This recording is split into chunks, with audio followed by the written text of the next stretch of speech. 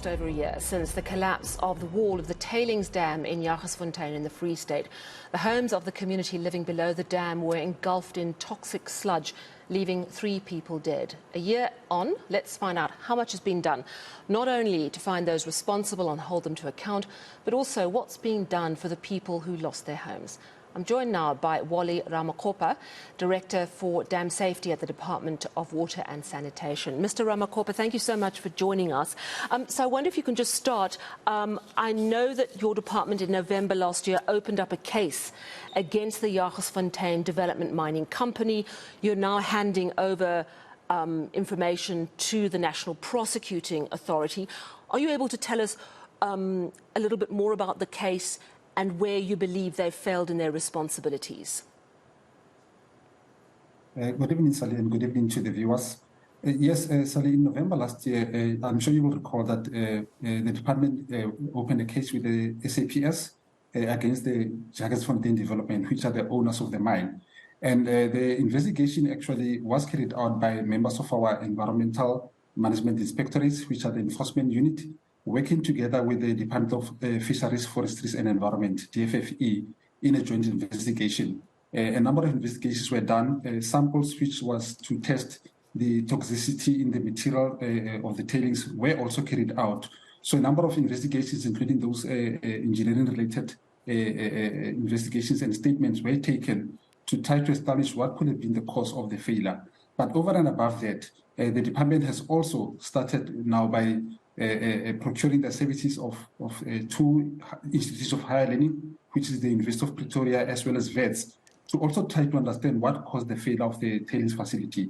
So the department, after taking over the docket from the SAPS, they did their own investigation, and now that we've finalized the investigation, warning statements will be taken from JD, which is the Jagersfontein Development, before the case can be handed over to the NPA for a decision. What do you believe they did wrong? A number of investigations that are being carried out, including the dam that was not registered as a dam with a safety risk, because in terms of the National Water Act, an owner of a dam that meets certain requirements must register their dam with the Department of Water and Sanitation so that it can be regulated as a dam with a safety risk. So those are some of the items that were found to have failed by the mine. And then also to check the toxicity in the material, because once people lose their lives, it now becomes a murder case that has been opened with the SAPS. So we're trying to establish what could have been the cause, and as well as the people that are responsible for not having done what they should have done in terms of safeguarding the tailings storage facility. I mean, the role of government is to make sure that private companies do what is legally required. Did your department inspect that dam at all? Sorry, the department only became aware of the dam that it is not registered with the department's dam safety office 5 months before the dam collapsed. So it actually means that when the mine was supposed to have registered the dam at the time when it reached the capacity that it should have been registered, they did not. So this is some of the other investigations that is still ongoing to finalize as to why it was not registered with the department, because the department did not inspect the dam because it was not known to us that the dam is not registered. I'm saying this because there are more than 5,600 dams in our database that we ought to register. So we are not able to know by just driving past the dam that this one is registered or not.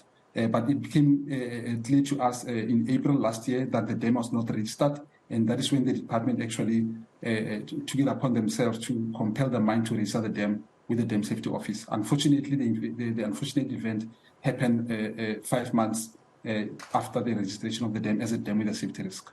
I mean, the visuals from what happened a year ago in Jagersfontein are absolutely astonishing. You know, we see this toxic sludge just sliding down the hill and engulfing the village below.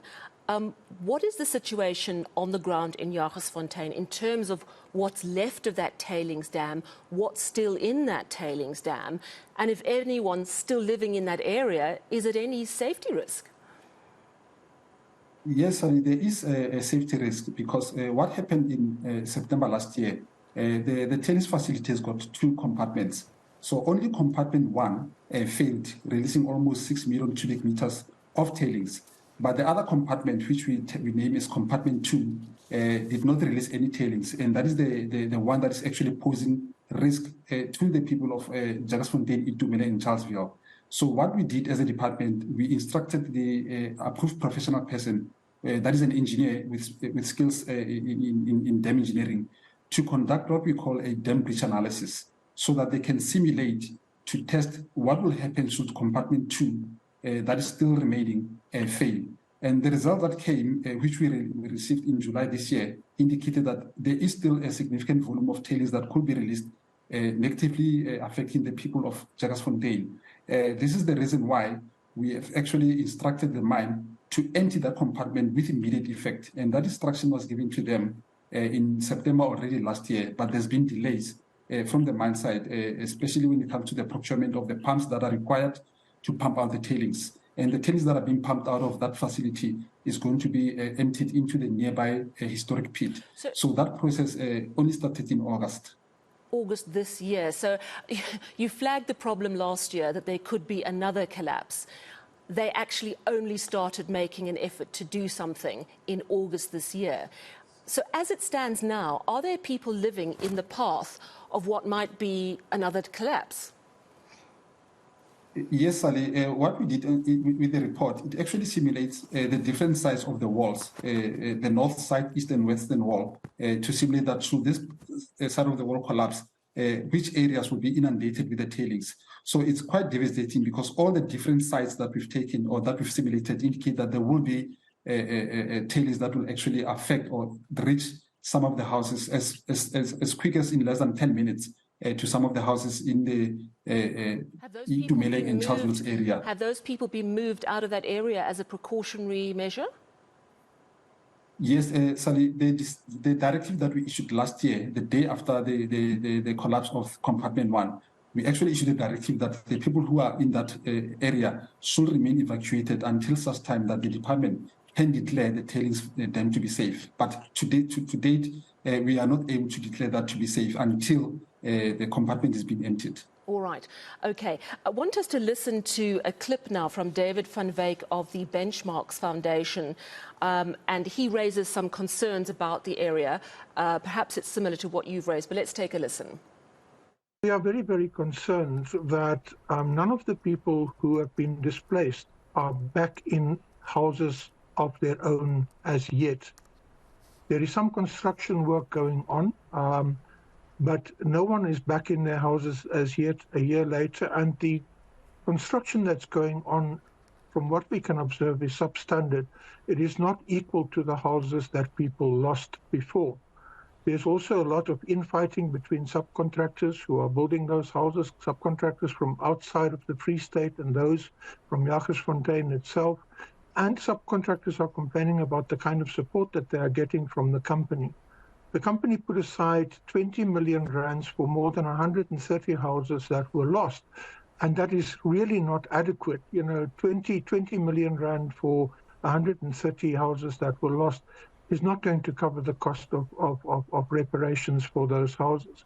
Then we must take into consideration that people lost cars, they lost furniture, they lost electrical equipment, they lost clothes, and everything got washed away when their houses were washed away when the disaster occurred. It's only a miracle that so few people actually died on the day, and that is largely because people in the community feared that that dam would break. They feared so for the last year before the disaster happened. And they told the company several times that the dam is not safe and that they could see with their naked eye that it was not safe. We also have had several meetings with the mayor of the area, and he tells us that he's very frustrated by the lack of coordination between different government departments. But besides that, he's very concerned that the company is not engaging with the community as a community or with him as the mayor at all.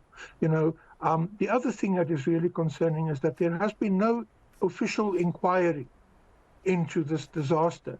And it would look as if this is yet another mining company abusing the environment, abusing the communities around it, and it will just get off without any reprimand or any form of justice or accountability.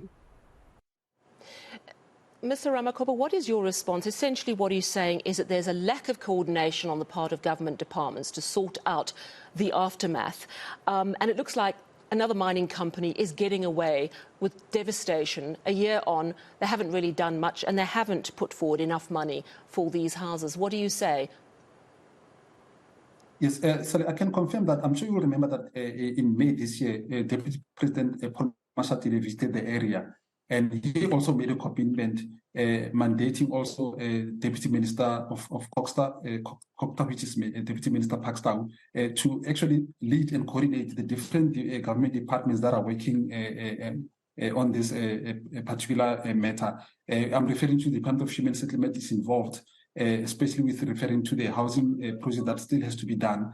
Department of Environmental Affairs is also involved because the area needs to be cleaned up as well as the Department of Water and Sanitation with the province as well. So that I can confirm that government is working with all other entities to try and ensure that the people are resettled back as soon as possible. However, as I've said, that as soon as, especially with the compartment 2 still posing a risk, it may be a little bit difficult to declare the dam to be safe, such that people can move immediately into the houses that are being rebuilt. So that is the challenge that we are facing, because we wouldn't want to expose the residents to another calamity, especially knowing now that the compartment 2 is also still unsafe.